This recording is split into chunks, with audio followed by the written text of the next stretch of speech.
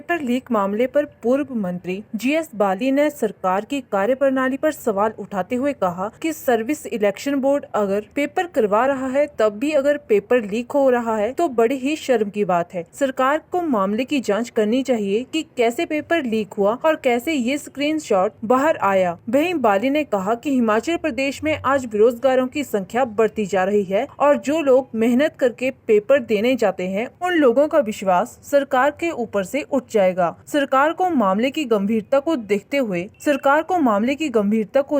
Paper रद्द करने के आदेश जल्दी देने चाहिए, क्योंकि यह युवाओं के भविष्य के साथ खिलवाड़ है। अगर चयन बोर्ड के अधिकारियों की गलती है तो उन पे कार्रवाई होनी चाहिए। उन्होंने कहा कि अगर यह पेपर लीक हुआ है तो बाकी पेपर भी लीक हुए होंगे। पुलिस भर्ती फर्जीवाड़े का मामला भी कांगड़ा में सामने आया था, लेकिन कोई एक्शन नहीं हुआ। वहीं बाली ने कहा कि सरकार को पेपर रद्द करने के साथ आगामी परीक्षा में युवाओं से बिना फीस के पेपर लेना चाहिए। देखिए, एक बड़ा बेरोजगारों से जुड़ा हुआ मामला है और व्यवस्था से जुड़ा हुआ। और अगर जो सबसे प्रीमियम एजेंसी है हमारी सर्विस सिलेक्शन बोर्ड, उसकी निगरानी में पेपर हो रहा था और वो लीक हुआ, ये बड़ी एक अचंभे की बात है और एक दुख की भी बात है।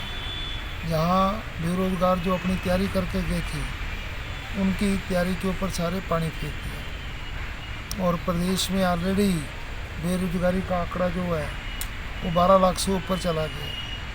तो बड़ी मुश्किल से नौकरियां निकली थी, अब उसको भी लोग जो है नौजवान शक के घेरे से देखने लगे हैं कि किसी न किसी ने कहीं ना कहीं किसी न किसी की मदद करने के लिए ऐसा किया हो।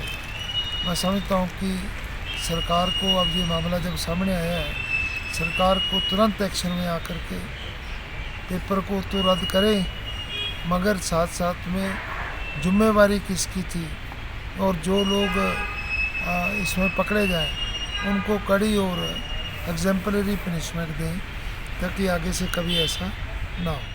धर्मशाला से सन्नी महाजन की रिपोर्ट।